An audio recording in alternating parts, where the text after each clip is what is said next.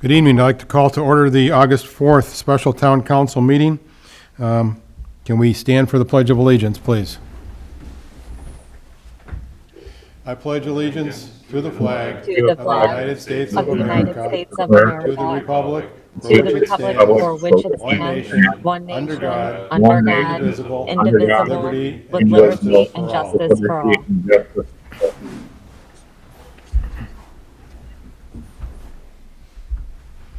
Roll call, please. Brian Blazak, Present. Paul Panzak, Here. Wayne Pondinas, Present. Michael Schilling, Here. Gerald Swets, Present. Craig Phillips, Present. David Westland Absent. is absent, and Beth Hernandez present. Okay. So we have a quorum. Item number 4 on the agenda is a presentation by Eric Walsh from Baker Tilly, where we would discuss and present the comprehensive financial plan that the town has put together. Eric, welcome. Thank you. Good to be back. Can you guys hear me okay with the mask on? Do you want me to? You may take it off while you're speaking. Now you can hear me a little better, probably. Eric Walsh, I'm a partner with Baker Tilly Municipal Advisors, the municipal advisors for the town. I know I've met all of you. And this is the second iteration I'm going to go through tonight of what we're deeming the comprehensive financial plan of the town of St. John. I know you have a few other agenda items. I will try to be brief, but we're probably going to have 30 to 40 minutes, I would say, at least going through this. Is that fine with everyone? Those of you that have the hard copy in front of you, it's also the same document that's on the screen. I'm going to direct to a few pages to go back through this, but just to refresh everyone's kind of memory, this all started several months ago, and we do this same type of planning for several cities and towns throughout the state of Indiana, dozens actually. And really it's a combination of capital infrastructure, project, equipment type needs that are identified for the next 5 years, overlaid onto your current financial picture, as well as what we've projected out your financial picture is going to be for the next 5 years. So it's really trying to boil everything down into kind of simple math of you have your revenues, property tax, income tax, fines, fees, so on and so forth. You have your expenditures, which really can be quantified into about 5 categories. That's personnel, supplies, contractual services, capital, and then debt. Once you take kind of your revenues minus those expenditure categories, what type of cash flow are we looking at and what type of cash reserves do we want to target and kind of manage to, if you will. So you have about a 60-page document in front of you that tries to boil that down to that simplified kind of cash flow for decision making. I'm going to start you all just to kind of refresh. This is going to look very similar to what you saw when we kind of went through the preliminary version. If you remember the preliminary version, we kind of put everything on paper and said, this is where you are today. If we don't give you any recommendations, if we don't really change anything, but you wanted to try to accomplish all this capital, where you'd end up in 5 years. And you saw negative cash flows because some things need to be changed to kind of accomplish everything, but also preserve the cash of the town and the cash flow of the town. So this version now has taken some of those recommendations and changes into consideration, and you're going to see a much better picture. I'm going to start, if you'll go though, on the PDF document to page 3. I'm going to give you actual page numbers, not PDF numbers, if that's okay. Yep, there you go. And for all of you that have the hard copies in front of you on page 3, this is the historical summary of cash balances for the core operating funds of the town. You'll see about 15 different funds there. This does include your TIF and other tax-supported funds. It does not include your utilities. I'm going to talk about your utilities second when I'm done with this presentation. So we're only talking about town funds at this time. Yeah, it's after the summary information tab, page 3. I don't have a 3 and I don't have a 4. Is it? It's after the summary. There's a tab, summary information. Sorry. Unless yours had a printer issue. Good? Okay. Again, I'll reiterate, this does not have the utilities in it. I'm going to talk about them separately after we go through this report. So this is all of your core tax-supported funds, including TIF as well.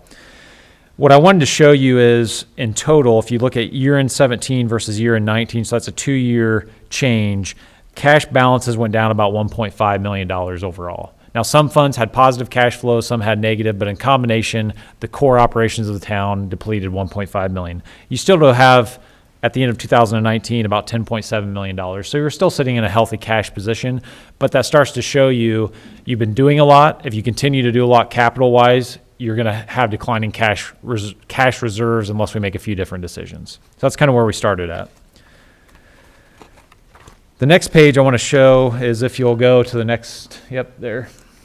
This is going to be a little bit hard to see on the screen, but in your books it's a little bit easier, I believe. If I can focus you kind of right at the middle of the page, you'll see right under item 2 and right above item 3, there's 2 asterisk footnotes. And these are 2 items that, one, you've already started to take action or already took action on, and that was reestablishing the Cumulative Capital Development Fund. You all did that a few months ago. That's going to generate some additional revenues, about $100,000 a year for the town. That will start coming in next year when those taxes are collected. The other is the town of St. John, no surprise to anyone, has been growing pretty healthily. You also qualify for what we call a 3-year growth appeal to the state. And that basically says the state understands property tax increases only go up about 3 to 4%. That's the tax rate increase. If your assessed value, though, is growing faster than 3 to 4%, you actually start to see tax rates come down, which is what you guys have been seeing here historically. What that creates, though, is somewhat of a vacuum where if you're a fast-growing community, your tax revenues are not keeping up just themselves with probably the cost to provide service for a growing tax base, if you will. Because the way taxes work, and I'll try to explain this as simply as I can, your max levy is really kind of your pie of property taxes that you get in, and that gets split between a few different funds, general, MVH, parks, so on and so forth. That pie of money is what the state allows to grow 3 to 4% a year. For next year, it's going to be 4.2% is actually the state levy growth quotient, okay? So if that pot of money is only growing 4%, but the assessed value where you spread that tax over to get a tax rate is growing 5, 6, 7%, you start to see your tax rates come down, but you don't get any additional max levy money. Does that make sense? It just brings the tax rate down, but it does not generate more taxes for the town. One way the state allows for that is if you're a fast-growing community, to say, okay, your growth has been fast enough the last 3 years, you can actually get a little bit of a bump in your maximum levy. So they'll grow that pie a little bit quicker than just the 4.2%. Not a bunch of money, but you guys qualify for about $120,000 of additional revenue next year onto that, okay? The bottom of page 4, you'll see over to the left, you'll see item number 4. These are the COVID-19 impacts. I think I went through these all with you last time. We've tweaked these a little bit, but they're still very, very similar to what you saw last time. There are going to be some income tax hits we expect, more than likely, or there may be a little bit of property tax impacts if you see some delinquencies, et cetera, due to COVID. And then you're already reading about, and I made you aware of last time, you are already seeing gas tax impacts, which hit your MVH and your LRS funds. There's many others in there that we've made assumptions for kind of the lost revenue you're seeing this year from some of the months that were shut down, as well as income tax obviously is related to the income that's coming into the people that live in your community.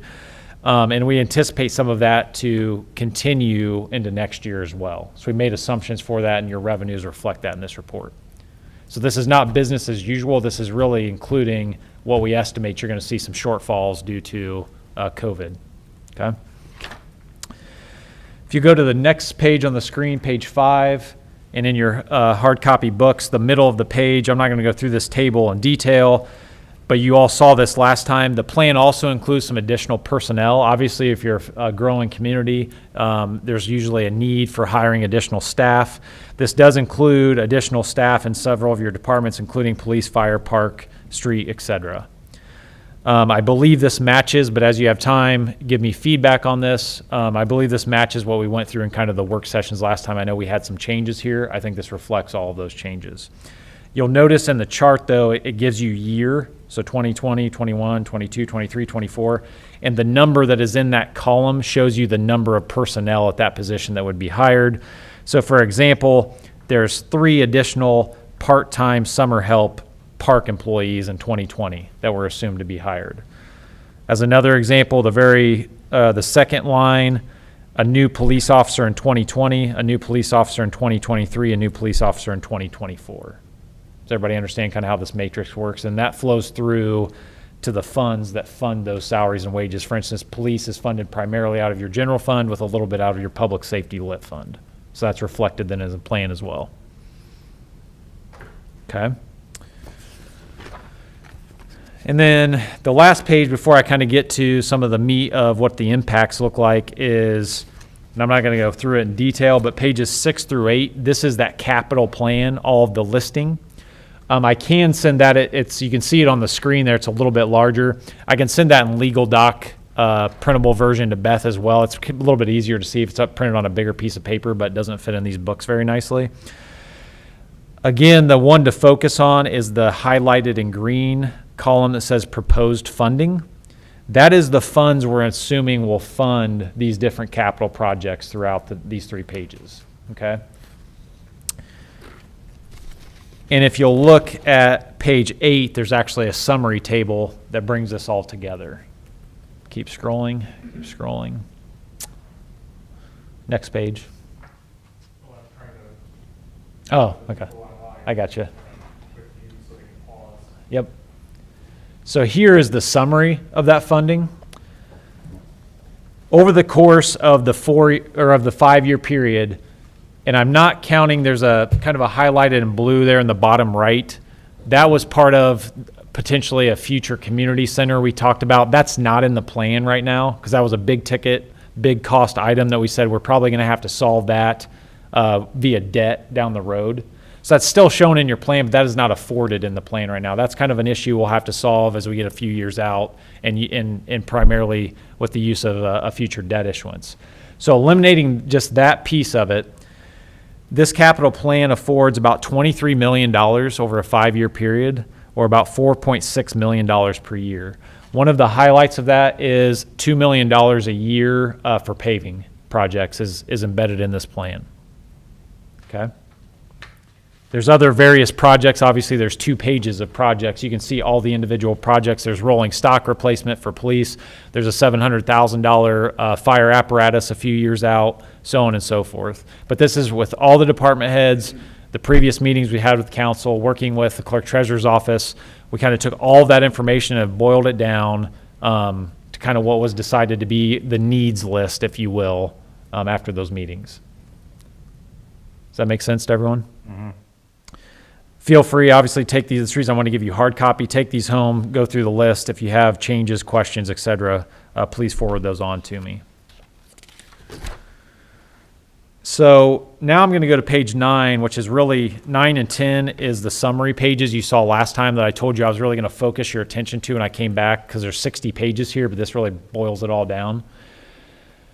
Page 9 is after we've updated the capital plan, after we've included $2 million of paving, after we've included a general obligation debt, which I'm going to talk in detail about, after we went through the hiring needs, cut some different hiring needs, added some, after we redid all of that, but we didn't do any of the recommendations, and I'm going to go to those on the second page. So we just kind of kept things as have been and said this is where you'd shake out as a town if you did all of this for the next 5 years. Bracketed numbers mean a negative cash flow. No brackets mean a positive cash flow. This is not cash balance. This is cash flow on an annual basis, okay? So if you look at the first line, your general fund, in 2020, if you spent your entire budget as planned here, hired the new employees as planned on those previous pages, and did all the capital that you just saw on the previous 3 pages, you would have a negative cash flow of, we would estimate, of $760,000 for that year, for this year. That includes the COVID impacts related to income tax and property tax that I spelled out previously. If you follow that line across, you'll notice general fund has negative cash flows in every single year. Again, this is if we don't do any of the recommendations we're suggesting. So this is kind of the status quo, if you will. That shouldn't be an entire shock to the system, because if you remember the very first page I showed you, over the course of the last 2 years, you had a negative cash flow of well over $1 million for the town. A good weight of that is out of your general fund, because that's your largest fund that does the primary operations of the town. So this would kind of be business as usual going forward. You wouldn't be able to afford everything, and you're coupling this with the COVID-19 impacts and new hires. So that's why the picture gets even a little bit bleaker if we don't make any of these assumptions or any of these recommendation changes.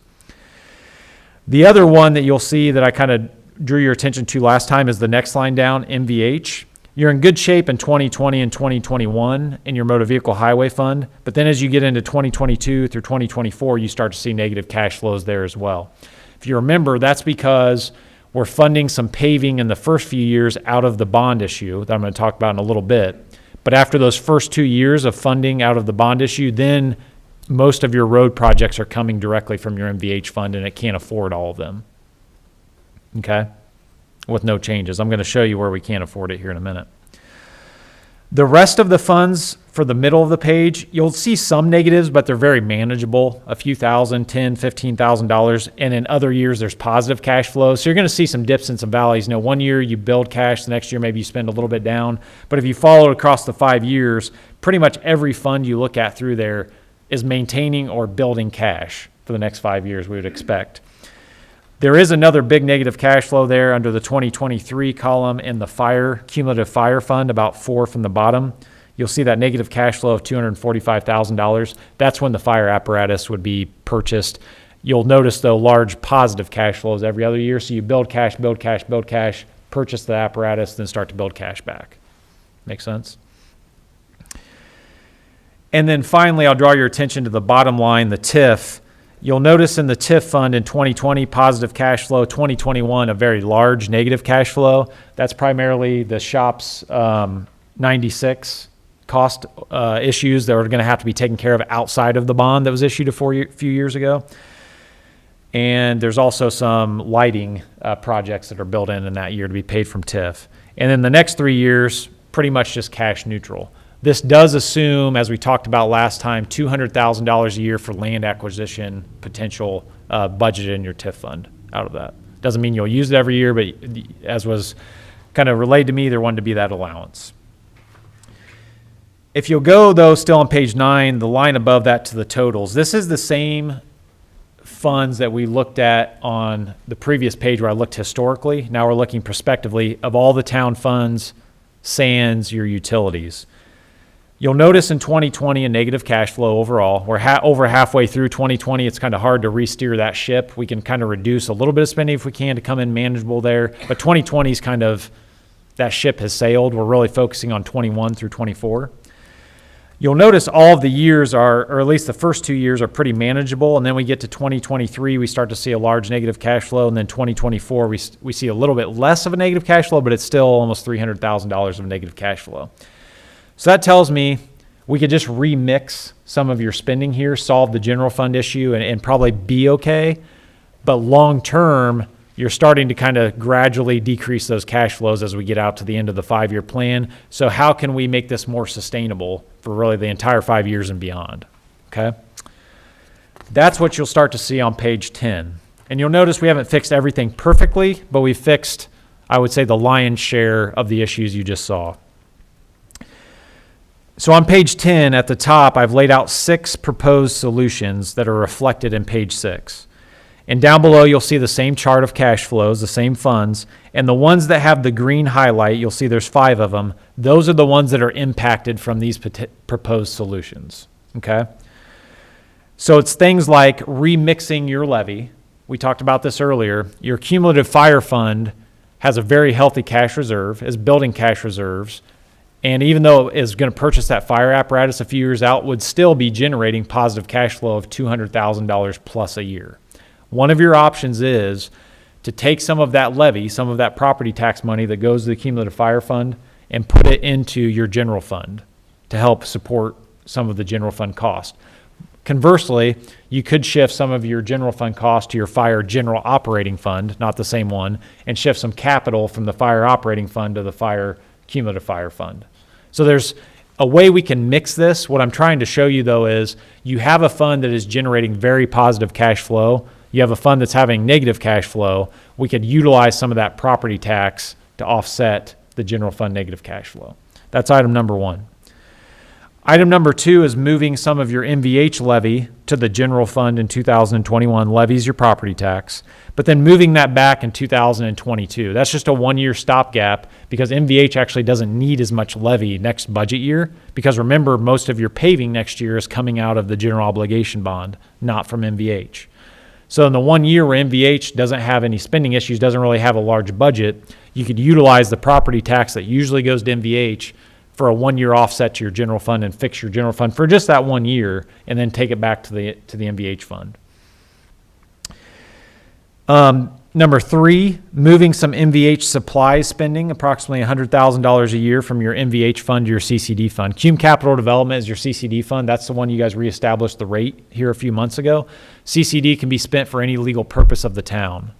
So moving some supply spending costs to CCD is a perfectly legitimate option. The reason I suggest that is because CCD has a very healthy cash balance once again and is generating positive cash flow until you get to years 4 and 5. Okay. And then item number 4 and item number 5 are really the two, I think, biggest movers or the ones that really move the dial and make this more sustainable going forward. These are kind of the sustainability decisions for you. One is to move 2 police officers from the general fund and public safety lit fund, because those get about a 90-10 split right now of how you pay your police. Moving it from those pays to your CCD fund starting out in 2024. Okay. And then instituting item number 5, a payment in lieu of tax payment from your water and sewer funds to the general fund starting in 2021. I'm going to talk about utilities when we get done here. Your utilities obviously have been growing too, because when you have new residents move in, you have new homes built, that's new connections and new sewage and water treatment that gets done and more fees that come in. Utilizing some of your utility revenue as a payment in lieu of tax to your general fund is a way to have an influx of cash flow into your general fund, which is kind of, as I said, the state kind of caps how much revenue you can really generate. It's another way to offset some of those general fund negative cash flows that we're seeing. That's a true sustainability measure that you could take, and that's one that we've seen many communities throughout the state over the last decade since property tax caps came into play, being instituted more and more throughout the state of Indiana. And then finally, number 6, looking for capital plan reductions for your CCD fund starting in 2023. I highlighted that in red because that's where you see the CCD fund really starting to have some issues. Has plenty of cash to actually even sustain those negative cash flows, but you obviously can't do that in perpetuity. You'd have to make a decision here in the next probably 5, 6, 7 years to not rely as much on CCD. One of the ways you could do that is looking at a future bond issue 5, 6 years down the road that would fund some of that capital CCD is currently paying for. What I would try to focus on is getting some of the operational cost to CCD, that sustainability measure, and then seeing what do we have left for capital and do we need to do or leverage some debt in a future year. Again, if we're going to do the community center at some point, that's going to take debt regardless. So you would look at maybe doing those in tandem. What you'll notice now, and I really just want to focus on the first line because the general fund was the one that had the issues really. If you remember, that was $500,000, $600,000, $700,000 negative cash flows every year on the previous page. Now your general fund still has some minor negative cash flows, but now you're in really the 100,000 and below until we get out to 2024. That assumes you spend every single dollar that's in your budget. Historically, you guys have spent probably in the 93, 95% of your budgets. If you spend operationally like you have historically, you actually would have positive cash flows every year in your general fund. But this is kind of your worst case if you spend everything we're earmarking. Eric, how does this take into future growth over the next 5 years? Yep. So the future growth piece is taken into account in your levy growth. And if you'll go back to page 5 of the hard copy.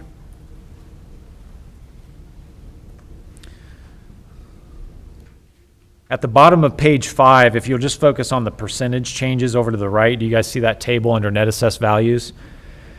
So in 2018, your assessed value of the town grew about 10%, 2019, 7%, and this year it grew about 8.7%. We've assumed for the next 4 years after this, a 5% growth in assessed value. So based on historical patterns, that's probably conservative. But keep in mind, if you're growing your assessed value at 5%, the state tells you what your max growth quotient for property taxes can be, and that's based on a 6-year look back at economic indicators statewide. Not everyone gets the same growth factor. We're estimating that to be in the mid 3% range, maybe 3.7, 3.8.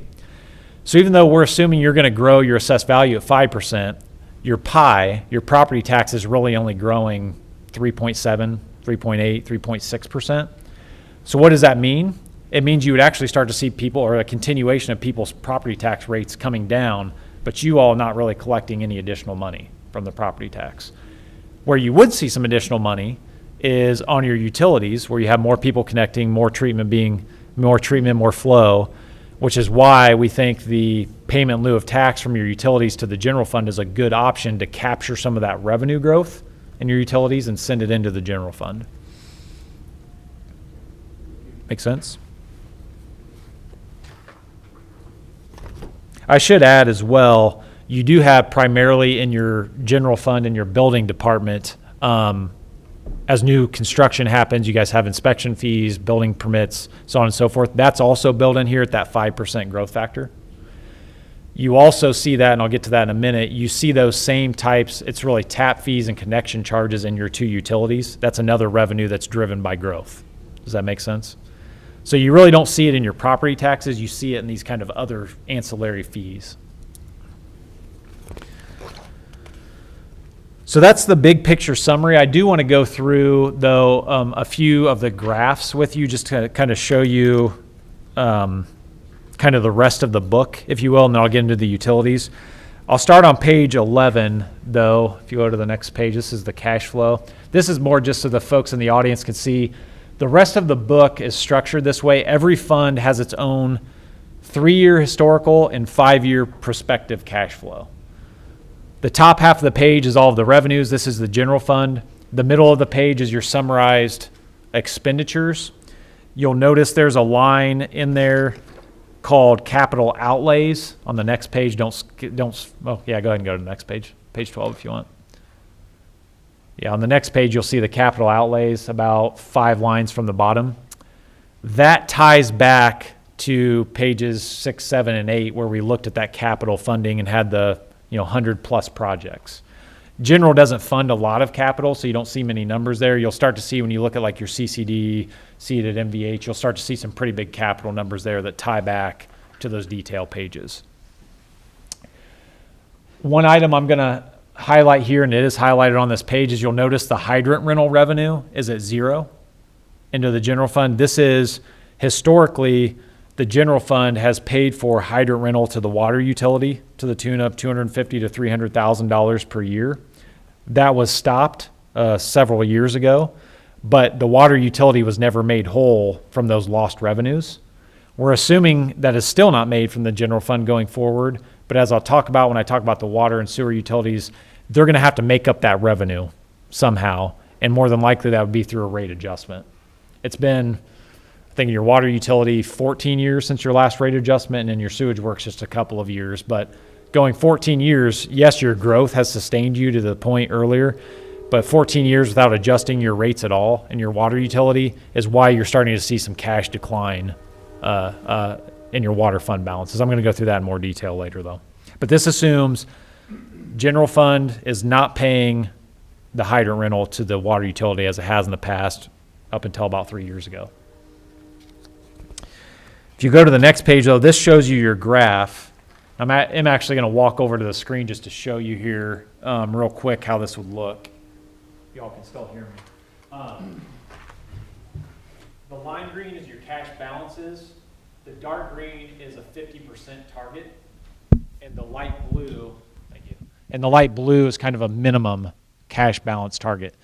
So you want to be in between these two lines if possible with your cash reserves, okay?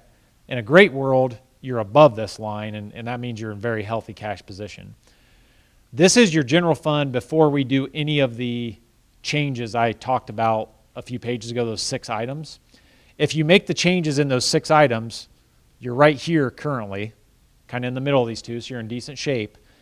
it starts to flatline your cash reserves, going down just very slightly. You end up about just under 2 million out here. So that solves kind of that problem we identified at the very beginning. This is just a continuation of what's happened the last few years. If you stay on that same path, you notice by the end of the 5-year period, you're below recommended reserves. If you make the suggested changes we've given you, you flatline this and you end up in between kind of those targets at the end of the 5 years, and it's a more sustainable plan. Does that make sense?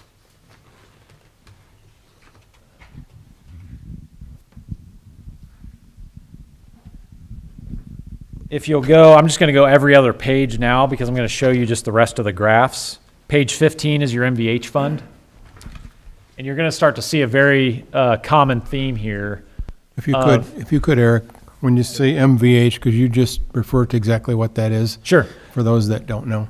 Yes, I always kind of forget sometimes when the audience is here to go in more detail. Thank you. MVH is Motor Vehicle Highway Fund. And you actually have two funds now that's part of that. You have 201 and 203. Your 203 is your restricted MVH. Anybody that read the newspapers, what was that, a year and a half, 2 years ago, when the state instituted the gas tax increases, they also put, they restricted some of that new revenue you're getting from gas taxes at the pump and said this has to be used for paving, at least 50% of it.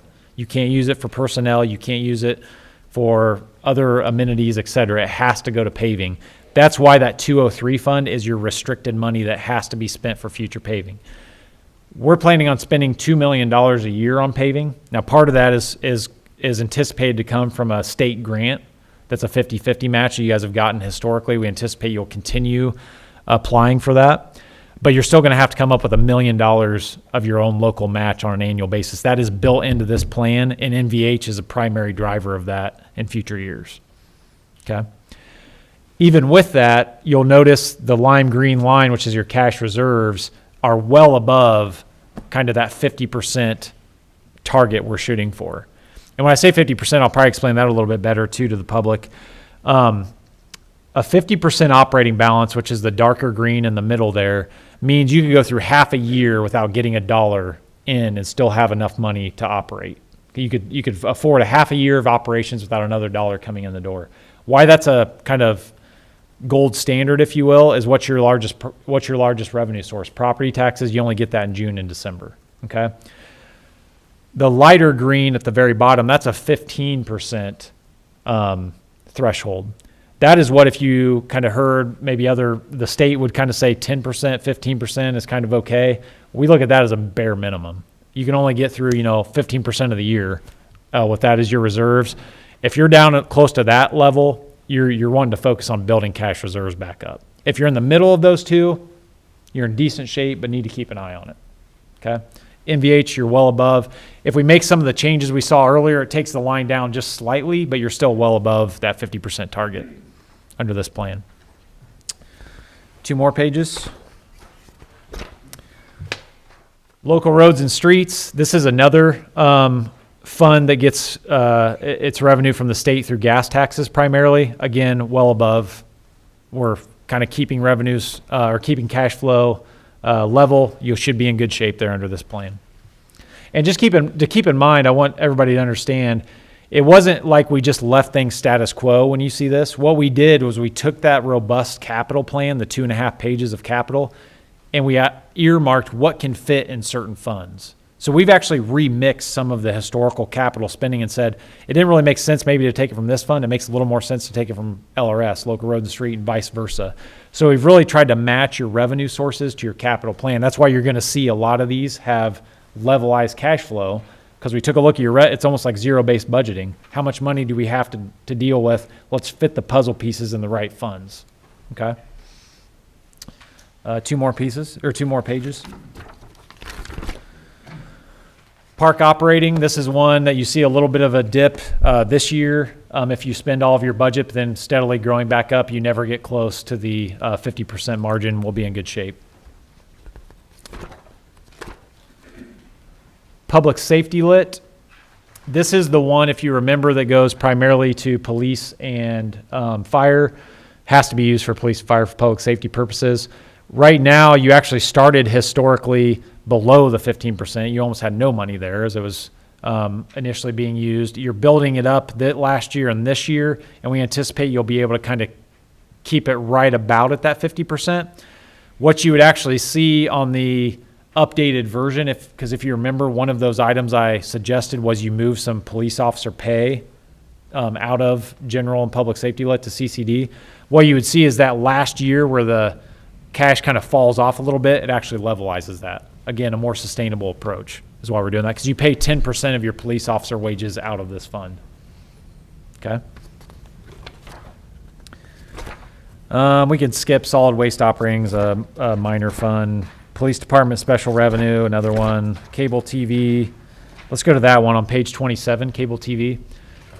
This is a fund that you'll notice in 2018 had a huge jump. 2019 came down a little bit. Now we're levelizing. This is a fund where you do generate about $280,000 per year. And what we tried to figure out here, working through the capital plan, working through with Beth, is how can we just kind of levelize that off? So we've earmarked some pretty significant capital on a $200,000 plus a year basis to fit in there where you don't really even see any dips and sways in your cash flow. Now, one of you had asked and very good question, with where we see streaming, et cetera, going, can we really rely on this fund? I think that's a good idea to be keeping a good eye on this, because over time, I think you're going to see some reductions possibly in this revenue source.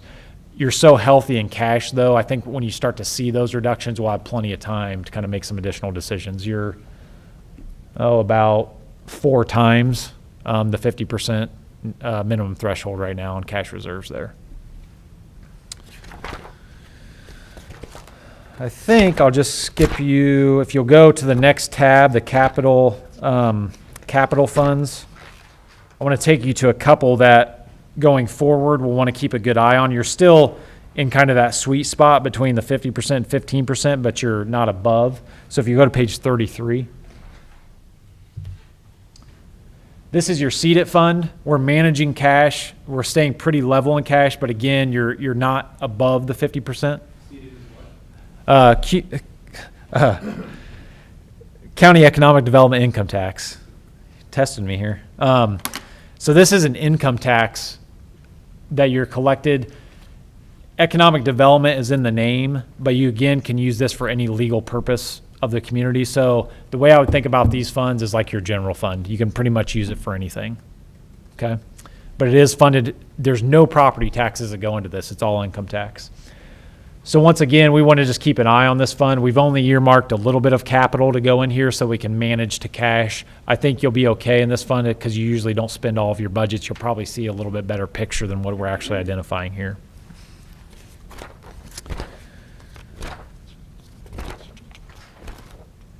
CCD, if you go to that one on page 38. This is one that very good shape. Very healthy cash reserves. You have about $700,000 plus sitting there right now. But remember, of the 6 items that I suggested on that earlier page, that was going to impact CCD, especially in the 2 later years. What you would see is if you do institute those and you do all of the capital you earmarked from CCD, or we've earmarked from CCD, you'd see your 2024 line being down closer to the 15% margin. So that's why CCD, that's not a sustainable plan to continue spending $300,000 plus in capital out of there. What I would recommend we work on the next couple of years, get some of that operational cost into CCD, and then keep retweaking our capital plan and utilizing potentially maybe 5 years out a future debt issuance to do some of those larger ticket items that were earmarked there. Okay.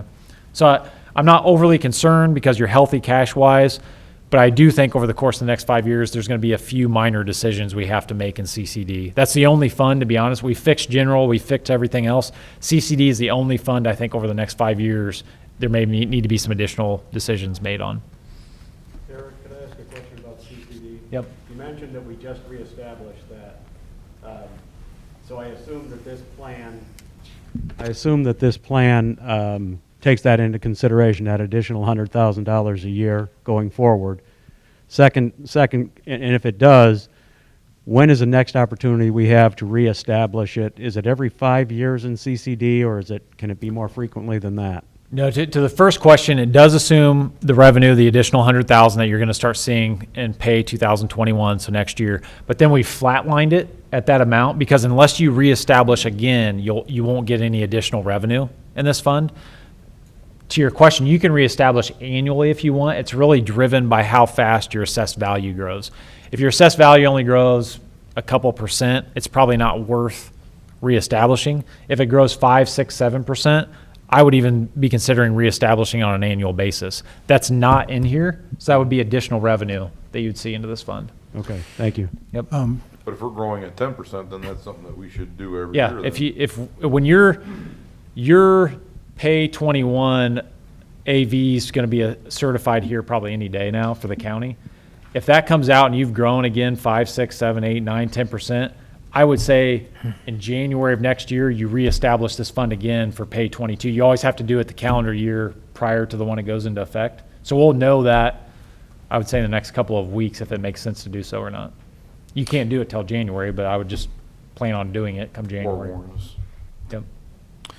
Chief Willem and Chief Flores, if you've got questions, either step up or wave your hand and I'll get to them for you.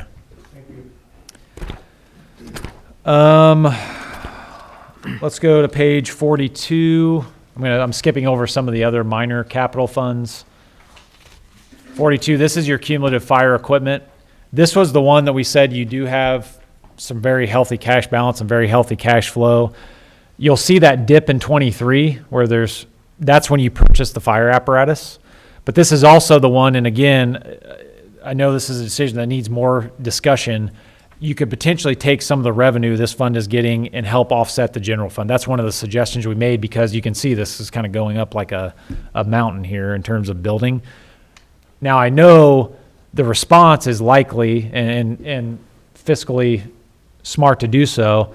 Yeah, we like to build that up so every 7 years I can purchase another $700,000 fire apparatus. We don't have to borrow money to do so. That's also perfectly fine, but then you're not fixing all of your general fund. And this is one of the easiest ways to fix your general fund. What I would suggest you do is maybe the 7 year or 5 years or whenever the next fire apparatus after this comes along, like you've done in the past, you could do a lease, 5, 6, 7 year lease, level out that cash outflow and still be able to help the general fund out with this fund. Does that make sense? Mm-hmm. So I'm definitely not saying let's not continue purchasing fire apparatus and growing, et cetera, et cetera. I'm just saying we could utilize some of this cash flow, help general, and still do everything we've done historically out of the fire cumulative fund. How much goes into that fund a year? Right now, you're generating, just in property taxes alone, about just under $400,000. So you do have some additional miscellaneous, about another $30,000 to $35,000. So overall, $400,000 to $450,000 a year. Goes into it? Mm-hmm.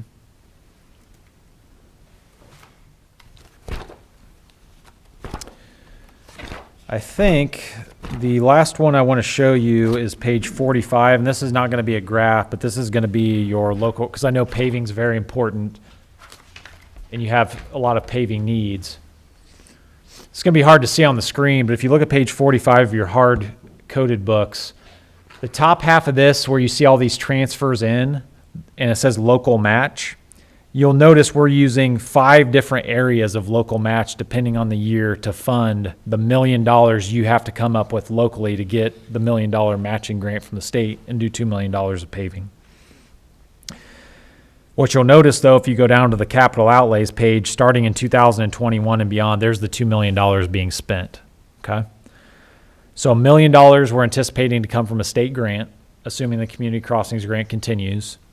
And the other $1 million we're funding with anywhere from general, MVH, cable TV, CCD, and also the general obligation bond that you guys have already started the process on. This is another one of those puzzle piece movers. What fund has some money to maximize that grant and get the full $1 million grant? And it's different from year to year based on what other capital those funds are being utilized for year after year. So again, if you don't have this whole comprehensive town-wide plan and you just reverted to what you historically did and just used riverboat money or MVH money or whatever was there, you'd start to see a depletion in your cash reserves in those funds because they don't have the money year after year to continue doing that. That's why we're switching it back and forth year in and year out based on where the funds are available from.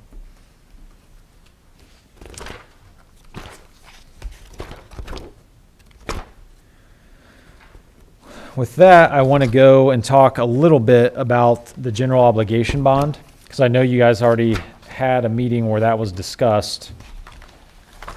So if you'll go with me to the appendix after the Appendix A, and I'm going to start on page A4, because I know, and especially in a public meeting, whenever debt is discussed, that can sometimes be a scary topic.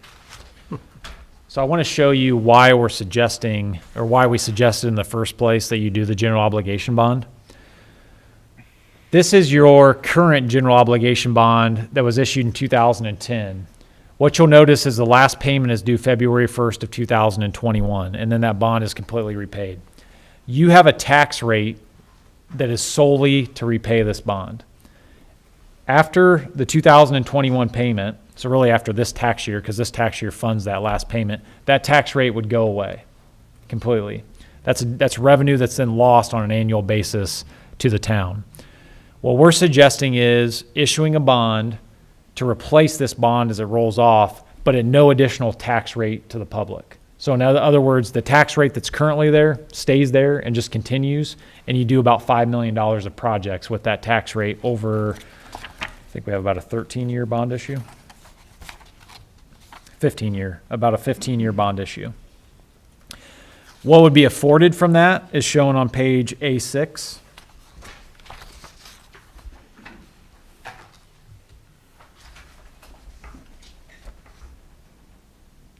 It's things from the paving projects, almost $2 million of paving, storage building, some other projects yet to be identified, but overall about $5.2 million in projects. Now, I'll draw your attention to that other projects not identified in the capital plan of $1.2 million.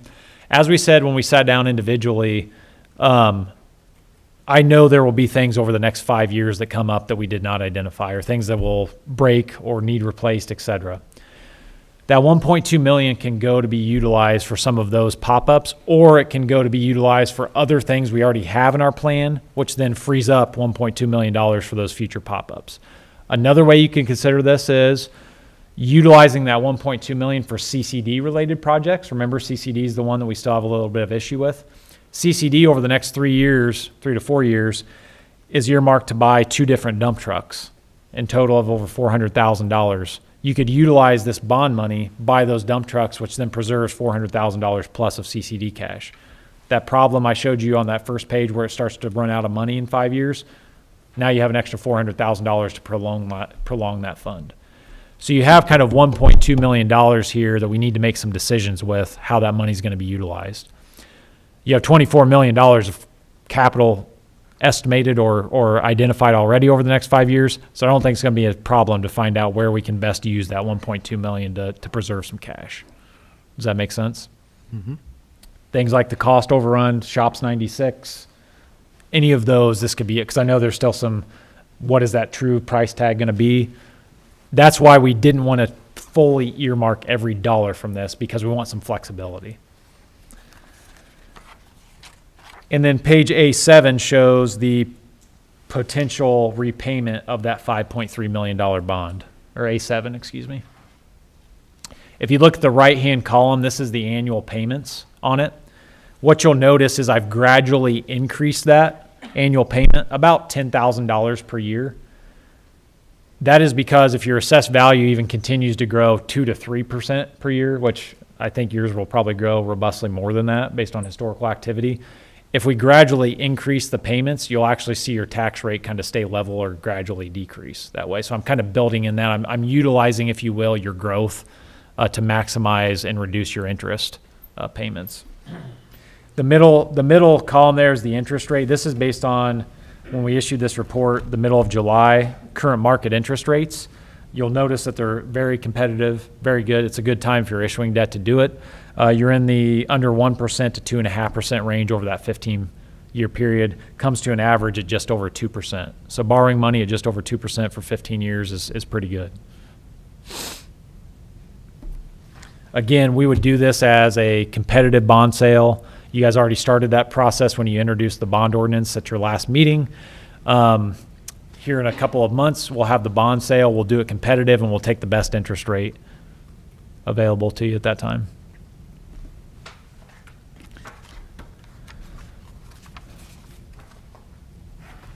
So with that, I will kind of wrap up, then I'm happy to answer any questions. I still do want to go through the utility piece. That'll be a little bit quicker. But in summary, we had six items to consider. None of them is a tax increase. There is some revenue being generated from the utilities we're going to talk about in a little bit that will be taken care of partly by a rate increase if you decide to make that decision. I will say, though, the rate increase is not really driven by that revenue. It's driven primarily because it's been so long since your other rate increases and some other factors I'll go through here in a minute. Your general fund, which is the largest operating fund of the town, is the one that has the cash flow issues. I showed that to you historically. If you don't make any decision changes, you're probably going to have a $700,000, $600,000 annual negative cash flow going forward.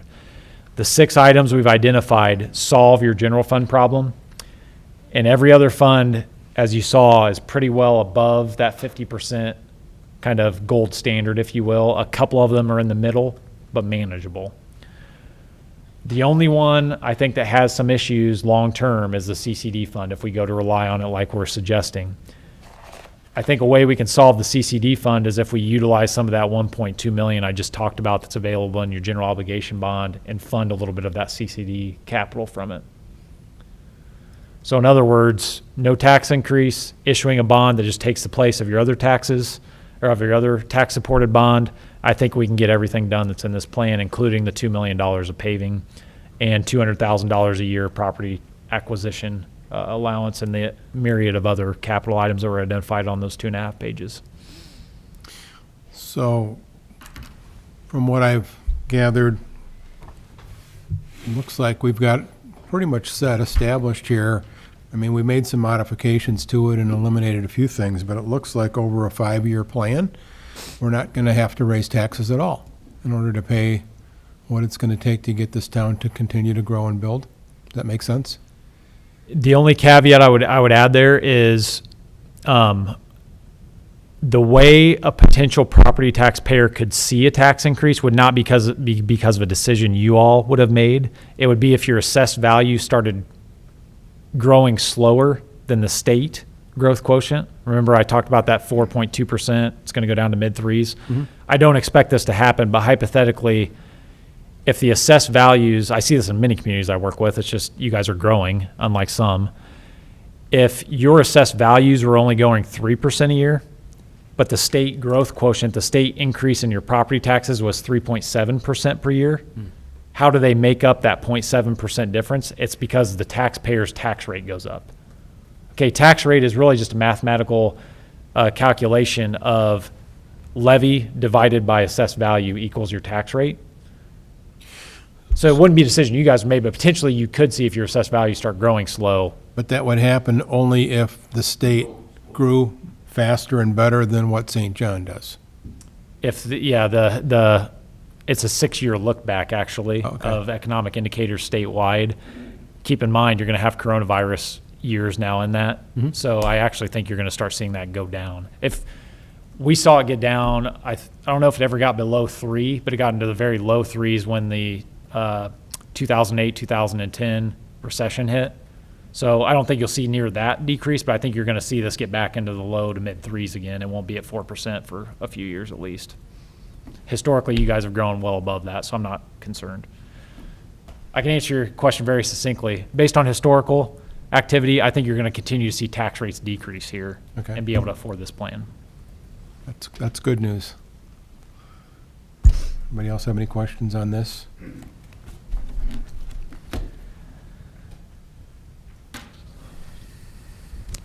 Just for clarification, that was a long explanation, but again, for the public who's watching either live stream or here, the whole purpose, and first of all, let me thank Beth for bringing you on board in January for this purpose. the 5-year plan. I don't think it's ever been done in St. John. So we're forecasting farther and better than ever in the most efficient way we can. We forecasted everything, or you forecasted everything, including COVID effects and expected growth in every way possible. And so we're able to formulate a budget that's far more reliable from a long-term standpoint. Our risk of tax increase is less than ever because of all this long-term forecasting and adjustments that we're going to be doing now instead of later on when it's already too late. And it was pretty obvious the graph was declining significantly in the general fund from 4 million to 2 million before we stepped in the door, and we need to turn that around. So I think it's good. I think the recommended changes are good. Like you said, we have some fine tuning to do. I'm not completely pleased with the GO bond. It seems like it's getting eaten up and separated a lot, and I'm hoping, I know some of those are variable targets right now, they're estimates. So, we're hoping to dedicate more of that to road improvement plans, besides just regular paving. But overall, I think it's a great plan. Thank you. If I can I speak to one thing there? Because I should have, when you talked about, doing this for the 5 years, and I've told Beth this before as well, but it is kudos to the town, kudos to her, kudos to the council of, again, we do this type of planning all over the state. And where this was born out of was 10 years ago when circuit breaker came in, tax caps. You guys are not really affected by tax caps, even though you're going to start being affected a little bit starting next year because now Lake County's debt is incorporated, which you guys had kind of a 10-year moratorium on that. But it's still going to be minimal impact for you all. But this really was born out of that need for communities that were seeing 30, 40% loss on the dollar to tax caps, saying, how do we survive for the next 5 years? Not how do we get all this capital done, just how do we survive and pay our public safety, okay? We still do a lot for communities like that are kind of in survival mode. There's not a lot of the communities that are in very good financial kind of growth mode like you that are saying, hey, let's make sure we keep this thing good. And that's really why Beth kind of reached out about this was, yeah, we're in great shape now, we're a growing community, but how much more could we get done with that money that we're bringing in? That's why your plan is really focused more on the capital, the strategic, and not the survival mode. It's let's get $24 million of projects, economic development, quality of life improvements done is really what your plan is focused on. So I do commend you guys for kind of taking that vision, not just saying, well, we have plenty of money, we're growing, let's just keep it status quo. Thank you. Okay. No, we're good. All right, you wanted to move on? He's got the sewer. The other handout that you have, and I think you have it it's the other PDF on there. This will be much more succinct because it's only a few pages. But I do want to talk about water and sewer because we're asked to take a look at that at the same time. I'll preface this with, this is just kind of the first time providing you information of where these utilities stand. You're going to see some potential rate adjustments in here. Obviously, no decisions have been made. There would have to be a public hearing process, some advertisements before you could go forward with any of this anyway. This is really just informational purposes at this time so you can kind of see the financial health, okay? If you'll go to page 2, I'm going to start with the water utility. This is the capital plan that the water utility has came up with in terms of needs over the next 5 years. If you'll go over to the far right column, about 2/3 of the way down, you'll notice it's just under $5 million of identified capital needs in the water utility. I've highlighted in green 4 of the very large ones. A SCADA system, which I understand is very needed between water and sewer both. $600,000 needs to come from water, $600,000 from sewer. If you split that 50-50, it's estimated to be a $1.2 million project. You have a new well house that's $750,000, and then over $1.2 million of main replacements that need done in the next 2 years. I've highlighted those because that totals up to almost $2.5 million. Your current rates, if you're going to support this whole capital plan with just a rate adjustment, you'd be trying to fund that $5 million over 5 years, which means your rates would have to go up pretty significantly to be able to afford that, okay? You have in your water utility, if you'll go to page 5, you have debt in your water utility already. In the left-hand column of page 5, left-hand columns, you'll see a 2009 bond and a 2017 bond.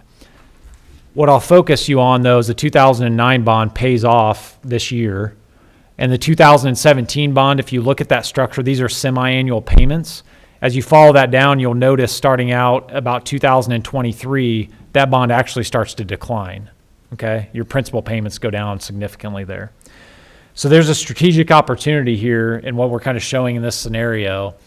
As the 2009 bonds are paid off and the 2017 bonds start to see principal payments reduce a couple of years out, you could issue a water bond around that reduction in payment and kind of level out your debt service payments, okay?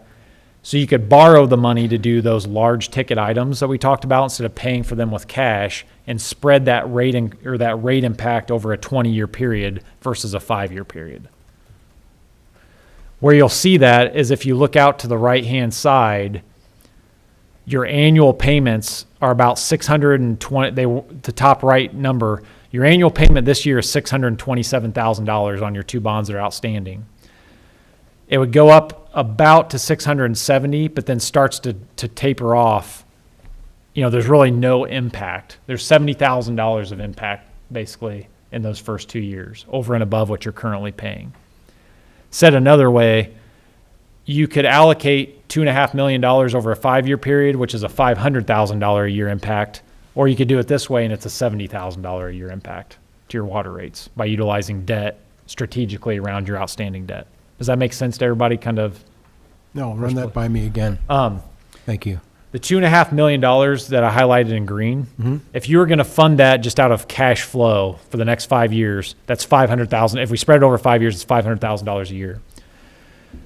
By rolling it into a bond, and not just rolling it into a 20-year bond, but rolling it into a bond that is structured around your other debt rolling off, that really costs you rate impact-wise $70,000, because it's the difference between the top right number of $627,000 and 2 lines down about $680, so really less than that, $50,000 a year, not 70, of $680,000. That's what your rates would have to support by doing it that way. Does that make sense? Now, the reason I'm suggesting that is because, and you're going to see on the next page, it's been since 2006 since you adjusted your water rates. 14 years is a long time without any rate adjustment. Obviously, costs have changed, et cetera. You're kind of saving grace, if you will, as you've been a growing community. So a lot of those tap fees, connection fees, et cetera, have been what has sustained you for 14 years, not needing a rate adjustment. But the biggest driver of really needing that rate adjustment is, remember, historically, the general fund was paying your water utility up until, I think, about 2016, 2017, almost $300,000 a year. Remember that hydrant rental fee I was talking about earlier? So your water utility has lost a $300,000 a year revenue. So it lost it before you all were in this position, lost it a couple of years ago. But we're not assuming that the general fund starts repaying that again, because as we already saw, your general fund is already kind of not in trouble, but has some issues that needed fixed. If you add another $300,000 cost back to it, now you're in a... Since the general fund was subsidizing a rate increase for many of years, where the rate increase should have went in place, and then the general fund would have been able to use the general fund money for the money that should be used for. Yep, you can, yeah, the general fund was paying out $200,000 to $300,000, yeah, historically. I can't remember when that stopped. I think it was 2017, 2016, somewhere in there. Yep. The other piece to this is your sewer utility took out a $2 million loan from your water utility a few years ago for, I wasn't the financial advisor at that time. I don't know what the project was. But your water utility, in essence, gave $2 million to the sewage works, and the sewage works hasn't paid that back yet. We're assuming in this analysis, sewer pays that money back to the water utility, as legally they I should. believe that was a lift station. Station 1, probably. So there's been no payments on that yet to date. The ordinance that actually approved that gave up to 5 years to pay it back, and I think that happened 2 or 3 years ago, so you don't have a lot of time to pay it back. What we're suggesting is you pay it back, and if you, cash flow wise, sewer can't really afford to pay back a full 2 million, because that can was kind of kicked down the road, if you will. You can re-loan it for up to 5 years, but you need to pay it back per the original ordinance and kind of reestablish that loan with payback parameters. I would strongly encourage you to pay it back, or set out the parameters in the ordinance that you're going to pay it back X amount each year for 5 years to make the two utilities whole. And then at that point, to your point with the general fund, your point with water and sewer loans, et cetera, get the utilities where they're standing on their own two legs, and there's no subsidization back and forth, temporary loans back and forth. Set your rates at what it really costs to run the water utility and what it really costs to run the sewer utility. Why is that so important? Well, there's many reasons, but one reason is you likely have some customers that aren't both sewer and water. It may be only a handful, but if you're subsidizing back and forth, if you're only a water customer, you're probably not real happy if you're subsidizing sewer and vice versa. So they really are two separate entities. This also assumes, I know there's a lot of numbers on this page, so I'm just going to summarily talk through it. There's operational cost increases built in here, 3 to 4% based on historical inflation.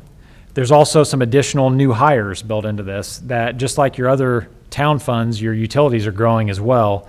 There's some additional treatment plant operator and some plant maintenance / park that would be kind of a split employee, as well as recording secretary, et cetera, is built into this. Because the utilities through the Board of Work, or through the Public Works, share a little bit of cost of a lot of your employees, but the big driver is really that plant operator in 2020.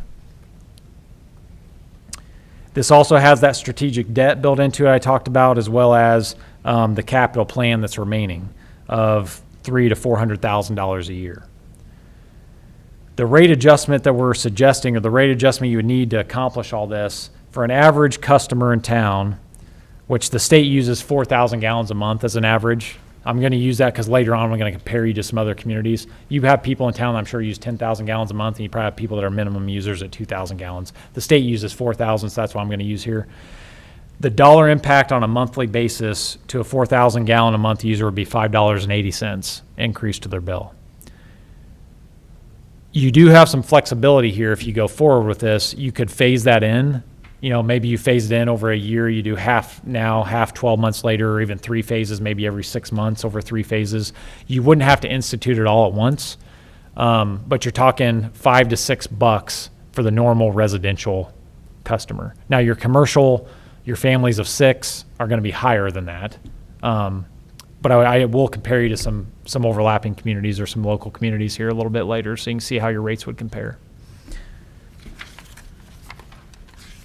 Sewer, I'm just going to cut to the chase on sewer and go to that kind of summary page on page 9. Sewer, we're not assuming any debt issuance. They do have $600,000 of a SCADA requirement. They're half of it. That's really their only major big ticket item. They do have a few other projects built in there, but that's really the big one. Sewer doesn't have that strategic opportunity to issue debt because they don't have any debt rolling off right now. So there's not kind of that shortfall that we can fit some in and lower the rate impact. Sewer overall would see for that average customer about $4.10 a month. Again, you could phase that in as well. I do want to show you, though, if you'll go down to the bottom, scroll down to the bottom of this page. The blue line is your cash balances. The green line is the minimum reserves we would want to see you at.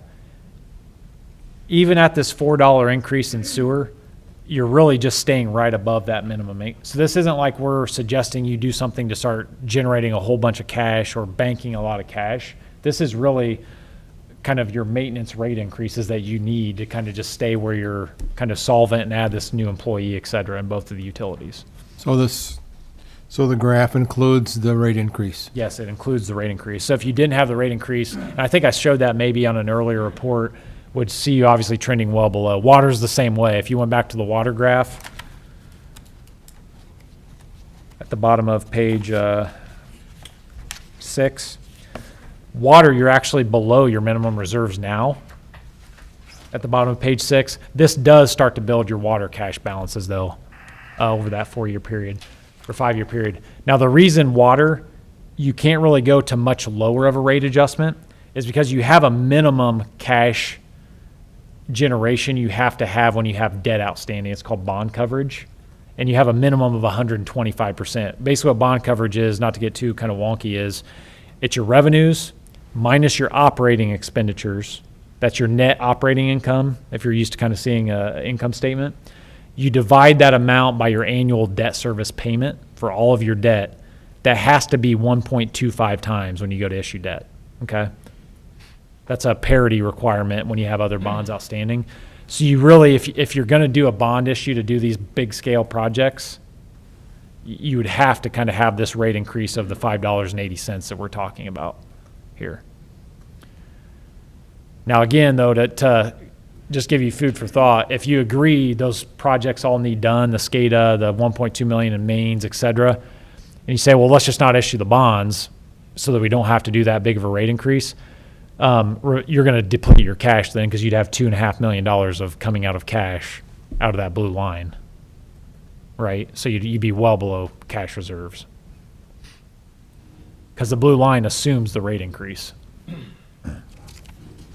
So if we decided to step this up and do it in increments, half and half, 1 year, next year, that's going to affect our graph lines significantly all the way across. If you do it half and half, where you did 2021, 2022, is that kind of what you're envisioning here? What you'd see is, yeah, your 2021 would be about $400,000 or $500,000 lower. So probably where I'm showing the 2.9 million, you'd be about 2.5, 2.4. But then you'd be about $500,000 low every year then going forward, because you would have eliminated that first kind of half of a year of additional revenue. But you'd still get up above your minimum It balances. would take 2023 before we have Right. Yep. above the recommended reserves. Exactly. Okay. That's on water. If you go to, and usually what most, and especially the public, is typically an early question, the last page, page 10, most people, unless you are only a water or sewer customer, the majority of your customers are water and sewer. They care about what's my bill. So this shows your water and sewer combined bill. Again, this doesn't have trash or anything else that may be on a utility bill. Right now, this is, again, that state average of a 4,000 gallon user, $35.79. So again, if you have trash on your bills and all these other fees, I'm taking those off and only boiling it down to your water and sewer rate. You would go from the $35.79 a month to about $45.69, so about a $10 increase per month on the bill. Plus the garbage fee. Plus garbage, yeah. You'd have your garbage on top of this. Yep. It's like 15. So again, like I said, if you're a family of 6, your bill, instead of being $35.79, may be $50 already or $60 before you even add the garbage on to that. It would be an incremental increase to that bill. State average for communities of your size is about $52. That's the column right next to yours, $52.46. That's a combination of communities all over the state, northern and southern Indiana there. And then I tried to give you a lot of the surrounding communities so you could see exactly how you compare.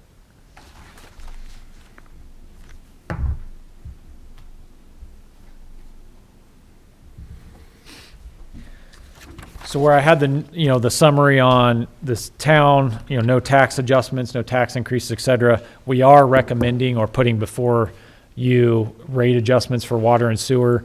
Again, the water rate increase, it's been 14 years. A lot of that driver is really twofold. It's been 14 years since you did a rate increase. And second, you've eliminated that revenue source from the general fund there. So that's $300,000 a year of revenue that's gone. Sewer, a little bit smaller rate increase, but sewer is really being driven by, and I think, don't quote me on this, but I thought I remember hearing that maybe the rate increase a few years ago wasn't the full rate increase even that was originally being considered, so there may be some shortfalls already there. I may be wrong on that, but I thought I remember Beth maybe telling me that. Eric, can you summarize again real quick? The recommended water rate increase was what again? $5, and this is for the average customer, $5.80. And sewer is $4.10. So for a total of impact of $9.90. That's for a 4,000 gallon a month customer. And I can give you if you all want, I can give you a rate chart for different comparable, like 10,000 gallons, 2,000 gallons, et cetera. Yeah, you can do that because some people use more. Yep. I got a question. You're basing this on a 5/8 meter, but we have 1 inch, we have 3 inch, inch and a half, 4 inch meters. The bigger the meter, the higher the increase. It would be a bigger dollar amount increase, but it'd be percentage wise the same percentage across the board. Yep. Eric, I have a quick question for you. Do these potential rate adjustments factor in PILT payments? Yes, they do. Okay. And then I just want to make sure I'm clear on this. PILT payments, in a sense, are kind of equivalent to the hydrant rental fees, just going opposite ways, correct? Somewhat, but not exactly. Though similar concept, but really what pilot is, payment in lieu of tax, is if you had, it's up in this area of the state, pretty common. If you had a for-profit water utility like Indiana American, they would pay property tax on their assets that are here to the town. So it's treating your utilities just as if you would that taxpayer, that they're paying taxes on to the town of their infrastructure. Okay, that's the reason payment in lieu of taxes is allowable. Is you see it in a lot of communities up here, just not you guys, because you have your own two owned utilities. But yes, it would then be a payment into your general fund, Beth, as you asked.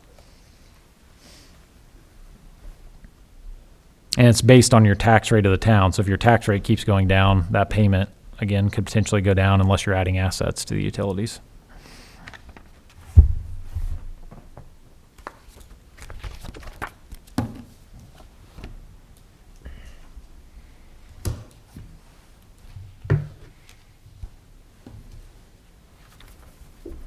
Any other questions? Mike? Wayne? Paul? Yes, so just summary clarification. The utilities are currently in a money-losing state, correct? In a general statement? Yeah, And- they would and- see negative cash flow. Yep. And in the past, money's actually been siphoned from general fund, which would have maybe put another police officer on the street or paved another road, but instead we've been subsidizing the utilities. Beth, do you extent. remember when that payment from the general, was that 2017? I can't remember. I mean, don't quote me on it, but yes, probably 2017. So prior to that, yes. So, but without that subsidy, Prior the to that. utilities are actually not standing on their own feet. They're not holding their own as an independent business. Even with that subsidy, I don't think water would still be standing on its own. So, yeah, I just wanted to just clarify current state, what we're walking into here, is that they're losing money daily. So, and that's not good for any business. It should at least be a level field. And the municipal tax dollars subsidizing utilities isn't really fair to taxpayers within boundaries are now subsidizing water for water users outside of our municipal boundaries. So, and using, again, funds, or potentially, if we're to try to prop it up again, we're using funds that should be used for internal town matters. So, the bond, a bond for, and I understand the capital improvement needs. The water main broke again on 93rd. We want to repave 93rd and improve that intersection, and we got water main breaks every couple of months out there. We have a SCADA system that's not even monitoring some of our systems out there. Lift stations. Yeah, it's a scary thought, right? We don't want one of those backing up. I mean, so absolutely a need.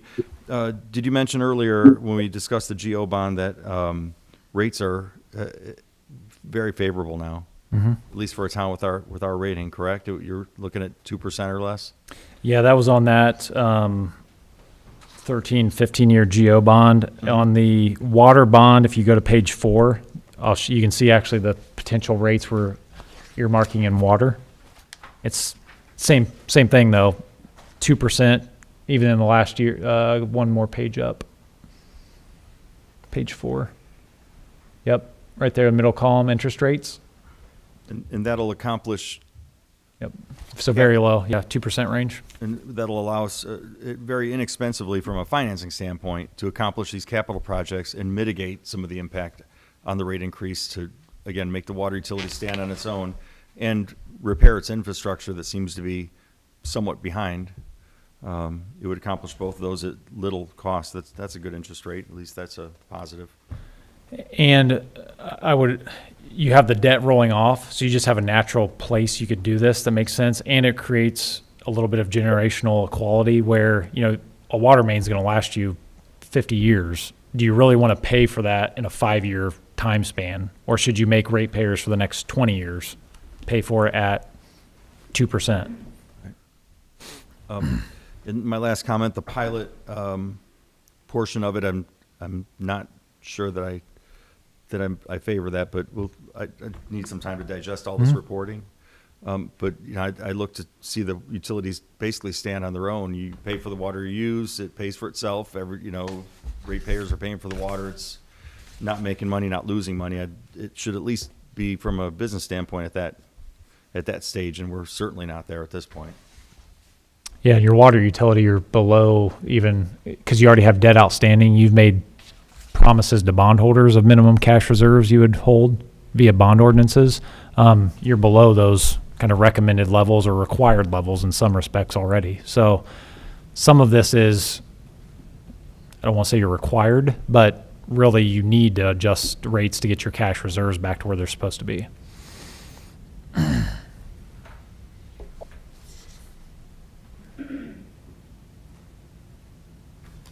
Well, the price of the gas pump fluctuates weekly, so at least this one.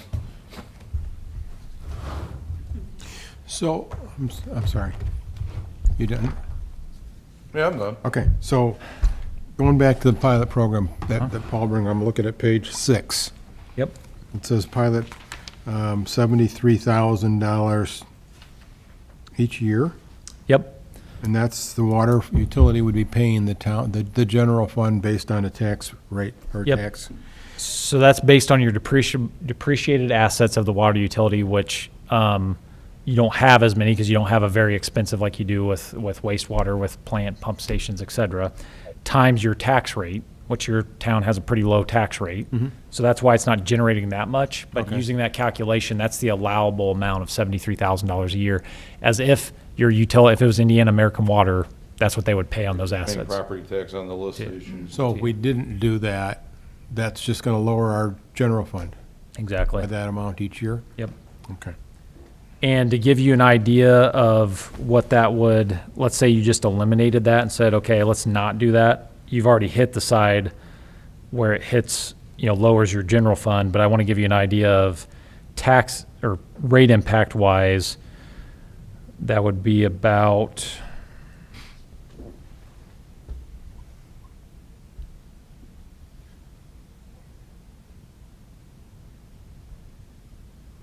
that lower your impact. Instead of $5.80, you'd be down around $5.30 a month. I mean, it's about So 50 cents. About 50 cents off the bat bill impact. Okay. That's why I kind of said, and I completely get that if you guys just don't want to go down that road, but that's not really going to change the rate impact much because your rate impact really, it's been 14 years Right. and you have all this capital that needs done. You're losing the general fund revenue. Okay. Brian, any questions over there? Yeah, I was just gonna throw in, Eric, did I miss something, or maybe I wasn't listening, when you said something about a 20-year bond instead of the 13 to 15 that you're dealing with for our general bond? Yeah, You said 20 years. Yeah, Why? I think you're right, Brian. I did say you can take a revenue bond, which is a utility bond, out 20 years, sometimes even longer. In this case, we're actually only even showing on page 4 about a 12-year bond in water. I don't have the hard copy in front of me. I'm at home, but basically, I was just sitting here wondering, isn't it more conducive for us to cut down the time frame for repayment? Or is there a specific reason why you'd go out to 20 years instead of let's say 15 or 13? In your case, I would go the lower amount of years because you have, if you remember that page I was talking about where your bond payment right now is $630,000. So Right. you already have to, and next year your payment's going to be in that same range until, You said by 40 or 50 grand. No big Yeah. deal. so your rates are going to have to support that anyway for the next Okay, so 3+ you're talking- years. So you can fit It's this gonna be bond, 12 years around that and be fine. And to your point, Brian, it does two things. You pay less interest if you pay it back over 12 years. Correct. It's not costing anything to your rate impact because your rates already have to be set to support your other debt, which is at a high point the next 3 years. The other thing it does is the shorter the term, that's less risk to the lender, right? Just like a mortgage. You're Correct. going to get a better Correct. interest rate the shorter the term repayment is. Right. So therefore, we could really, really work it down to where the 20 years, which is just, right now, it was just speculation, but you can knock it down to 13 or 15. Yeah, I think we could even get your water bond down into that 12.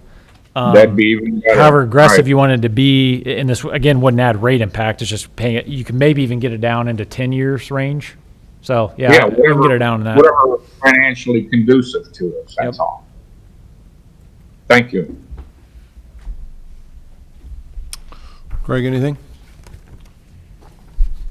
So, as far as the general fund is concerned, the numbers, back on page 10 of the report, you know, I guess you said that 2020's, I don't want to say foregone conclusion, but it is what it is. We understand the situation we're in. Now, going forward, you're showing with the suggested changes of mixing up the levy, that we've kind of offset some of that impact. Basically, if I were to suggest, you know, averaging that out, if you will, over the course of those 4 years, it's roughly $70,000 if I'm looking at this correctly. Yep.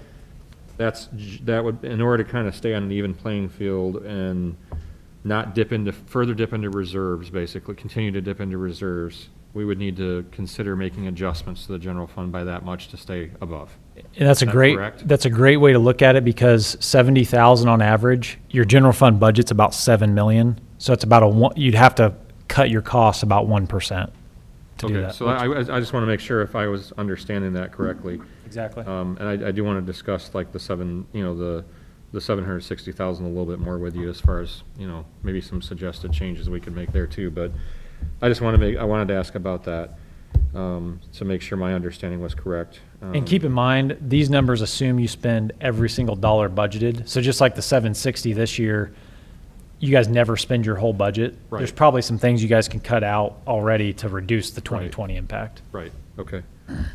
That was one thing, and then, let's see.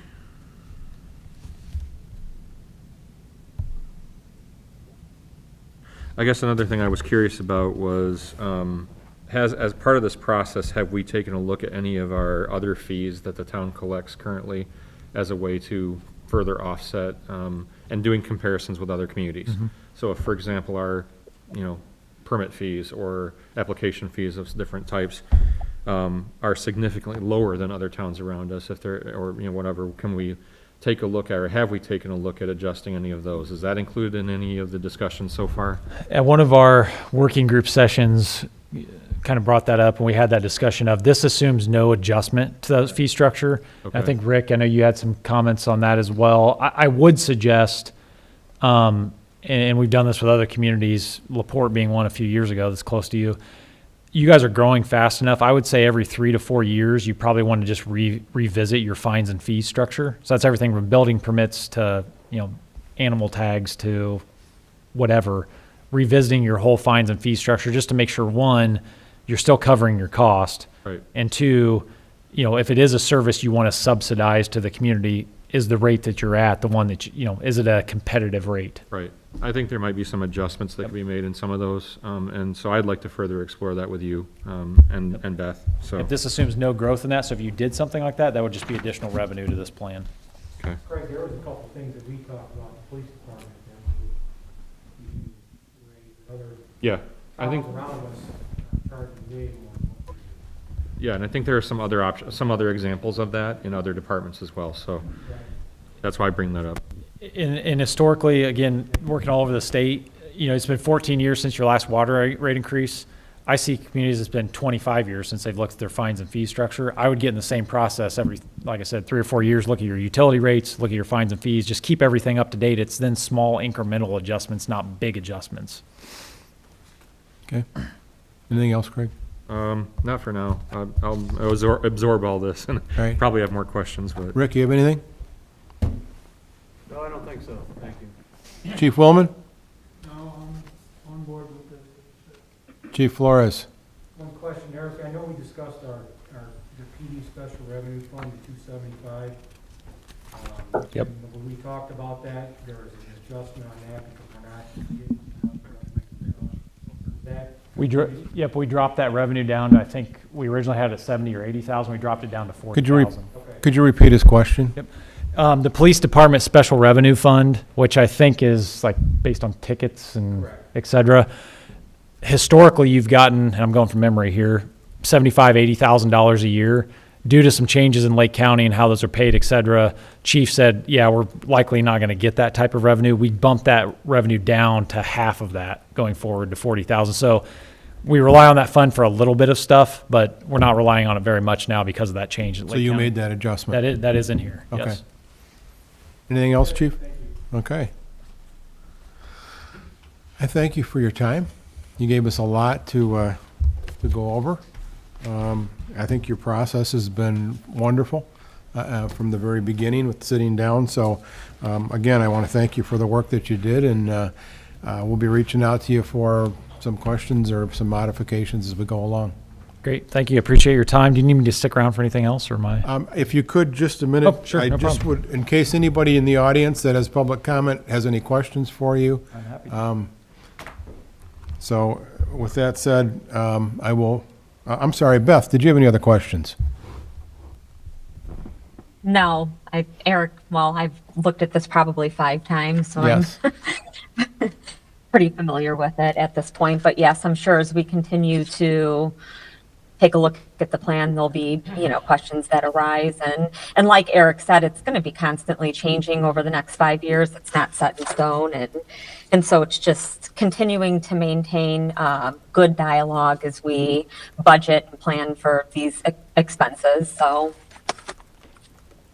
Okay, thank you. We will move on to then number 5, public comment. Is there anyone that would like to make public comment in the audience? And nobody signed in. So but Eric, you are free to go. Thank you very much. Thanks, sir. Beth, do you have any emailed comments?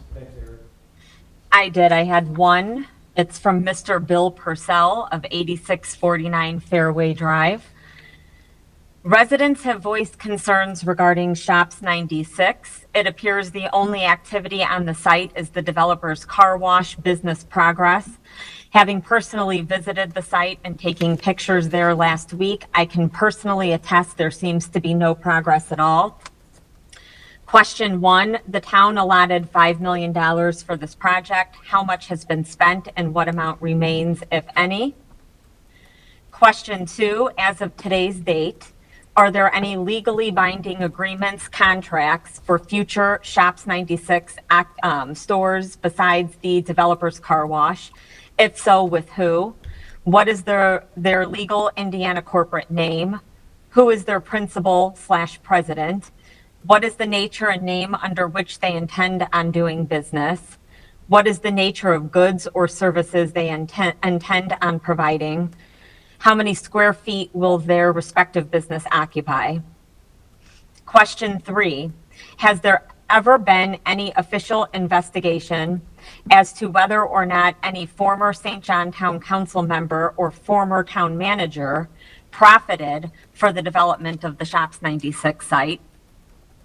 Next question, would any of the town council members commit to answering these queries in writing and placing the same on the town website for all to read?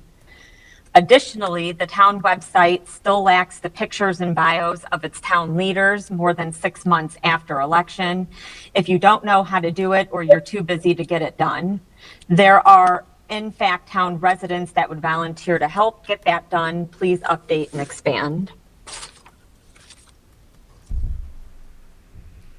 That's it. Can you repeat what the last question was about Shops 96? I didn't catch that. He's asking if the town council members would commit to answering these queries in writing and placing the same on the town website for all to read. Is that the one you were asking for? Yes, thank you. Okay, sure. Do you want to address any of these this evening, or do you want to go to the written posting? I guess I'm on the hot seat only because I'm in a position of knowledge that I've gained about this project over the years, and especially over the last 6 months. So, Mr. Purcell, I'll do my best to answer honestly with what the knowledge I have of this project. So, your first question was regarding the bond, which was somewhere between $5 and $6 million,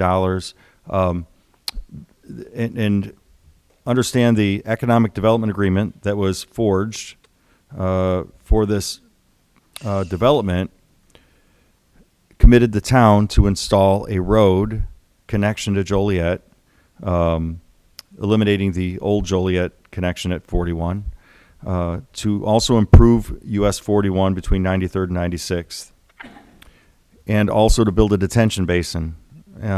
So that's what the bond money addresses, infrastructure in that area to incentivize new development.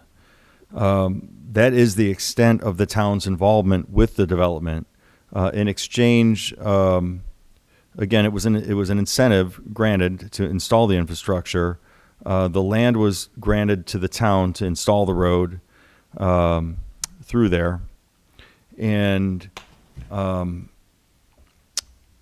as far as what goes in, the only control the town placed on it was a list of prohibited uses.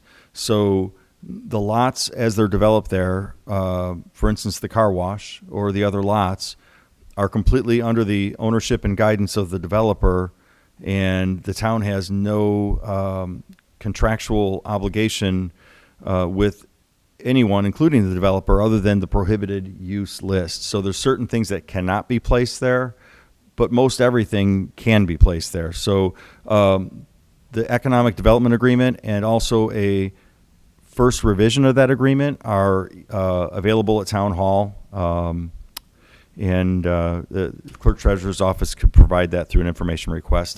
They're pretty short documents, pretty easy to understand, actually.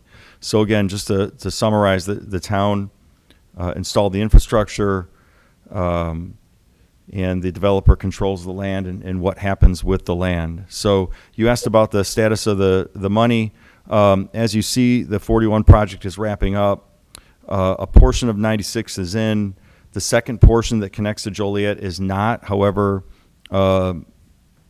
there's two projects that remain. One is the soil improvement to enable the road to cross the muck that's back there. And that project was let out to bids, and I believe a bid has been accepted today. I'm not sure if Mikey has signed that yet. That's a function of the RDC.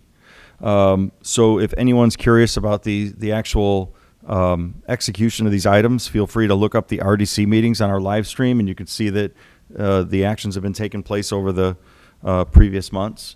So the soil improvement needs to be accomplished before the road could be put in. And once the soil improvement is in place and it's stable, then the road can be built and connected to Joliet at that time. So those two projects remain. The bond is virtually spent, and obviously we expect overage because of the soil improvement. So the the soil improvement right now is, the bids that came in, the lowest bid was a little over 1.4 million. So consider that to be an overage. We've looked to save money in every other way possible, including the road connection. So we've streamlined the road connection to both mitigate cost as well as impact on private landowners. So I think I've hopefully covered that in great detail, and I'd be happy to have dialogue with anyone and share information. But again, the economic development agreement and the revision of the economic development agreement will actually provide the framework and the written documentation of what happened. The second question was regarding users going in there. I think I covered that. That would be a question for Mr. Boyer, who represents Shops 96 LLC.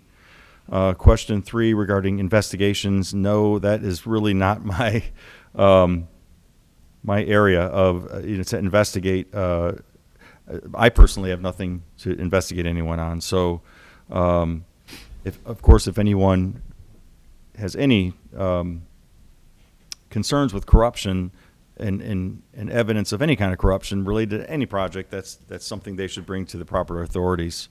So I think I've answered all of them. Maybe Jason could post the economic development agreement as well as the first revision on the website under public documents. I have no problem with that. That's not a problem. We can get that. So that would I think help answer question 4 is to post those documents, because they're pretty cut and dry.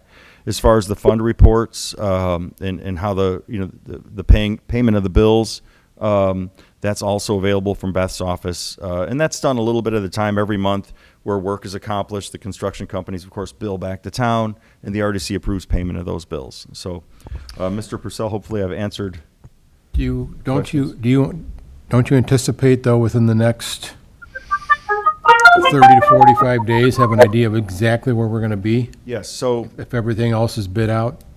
the one remaining project to be let out for bids is the actual building of the road. So consider this, it's a two-step process. We have to improve the soil, so essentially make it stable. That's one project. We know what that's going to cost now. The second project would be actually putting pavement curbs and an intersection over that. Those bids should be let in late August, early September, and opened at our RDC meeting in September, the third week of September. And hopefully the lowest and qualified bidder will be chosen at that point. Then we will be able to plug all the numbers in place. At that time, we should have a pretty concise and clear idea of the overage in the bond, from the initial bond estimates. So we should know that number by the end of September. That is correct. And then as far as the question he had about businesses that were going in there, we know the car wash is there. Is there anything else that's signed or sold? The only thing I know it's sold is Centir on the corner. That's been disclosed as well. Otherwise, I would direct all those questions at Mr. Boyer. I don't want to compromise any confidentiality. Right. I've heard so many rumors from everyone and even speculation and even Mr. Boyer himself, but nothing is solid until it's really signed and done. So I don't want to compromise any confidentiality agreements. That would be, that's his land. It's his to develop. The town has no say-so other than the prohibited list. Okay, thank you. Anybody else want to comment on that before we move on? All right, then we'll go to reports and correspondence. Town council, Mike, anything? No. Wayne? Yeah, Paul and I today, we interviewed somebody for the park board position, and it's our recommendation that we use him, but that's up to the board. You can make that motion if you like. Okay, so I'd like to make a motion to hire this individual for the park board. Appoint, I'm sorry. That's all right. Yeah, appoint this individual, and I think he'll be a good fit for our group. And his name is? His name is Patrick Connolly. Patrick Connolly. Okay, do I have support for that? I'll second it. Okay, so support by Brian. Roll call, please.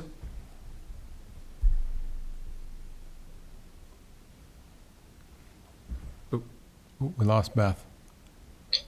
Beth just evaporated. Oh, There Beth. she is. Beth, can we do a roll call? Her phone may be dying.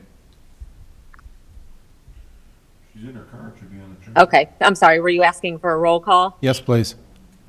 Did you ask for, okay. Mr. Blazak, Yes. Mr. Panzak, Yes. Mr. Pondinas. Yes. Mr. Schilling, Yes. Mr. Swets. Yes, so that passes 5-0. Thank you. Anything else, Wayne? I'd like to thank all the department heads that helped put that 5-year plan together. Chief Willman, Chief Flores, Rick, Bob Davis, everybody that was involved. That was great. According to Paul, and I think I agree with him, we haven't done that. The town hasn't done that in probably ever. So we're on a good path, and I want to thank Beth for having us take Baker Tilly as our advisors on that, and accountants. That was a great job. Anything else? That's it. Paul? No, thanks. Brian, do you have anything? No. Okay. I just have a couple of things. Number one, we filled our spot on the park board. We also have a spot open on the sanitary board. It requires a D for Democrat.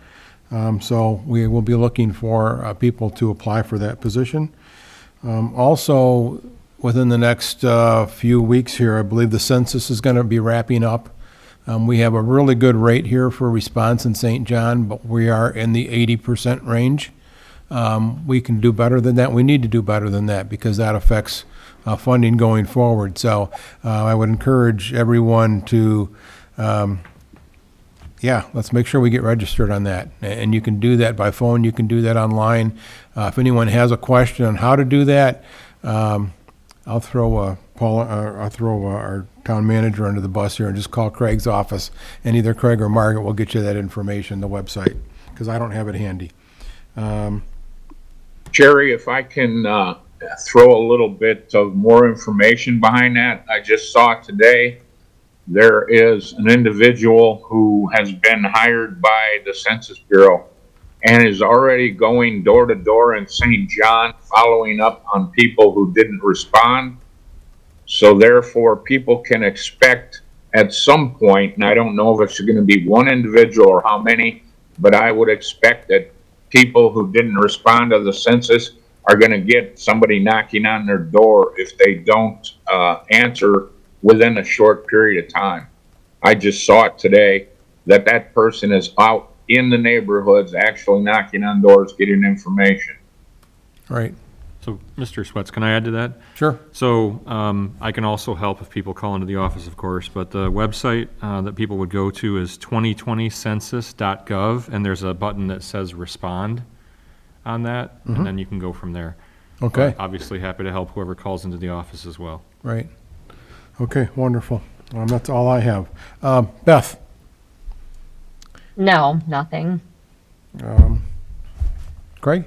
Just one thing I was going to talk, you alluded to earlier, just people in town are probably going to be very excited that hopefully by tomorrow, fingers crossed, that US 41 traffic will be resuming to normal without cones and disruptions and all that sort of thing. They hope to wrap that project up overnight tonight. They've already been in the process. Those of us who've seen the roadway today, it's starting to open up and starting to get things wrapped up there. So the hope is by tomorrow morning that the road will be back to normal operations without all the construction debris and diversions and all that kind of thing. So that's some big news to share with the public. So That's good. Anything else? nothing else at this time. Rick, you have anything? I think to add to what Craig just said about the roads opening, I believe that 96th place between Kyleman and 41 is soon to open as well. Pretty close. Is very close. There's an issue with ponding of some water right at the entrance to the community center, hospital center. That's got to be resolved. And I would just like to report that building permits, despite COVID, are running 17% ahead of last year. Okay. Been surprising through all this that we're still progressing as we are, so. What's the number issued year to date, Rick? 195 residential permits, Brian, compared to 167 at this time last year. That's impressive. Thank you. Okay. Chief Woolman, anything? Okay. Chief Flores? Good, thank you. Okay. I think I covered everybody. Final comments? Mike, anything? No, I'm good. Wayne? Paul? No, thanks. Brian? No, sir. Then I will look for a motion to adjourn. From Mike and support Second. by Wayne.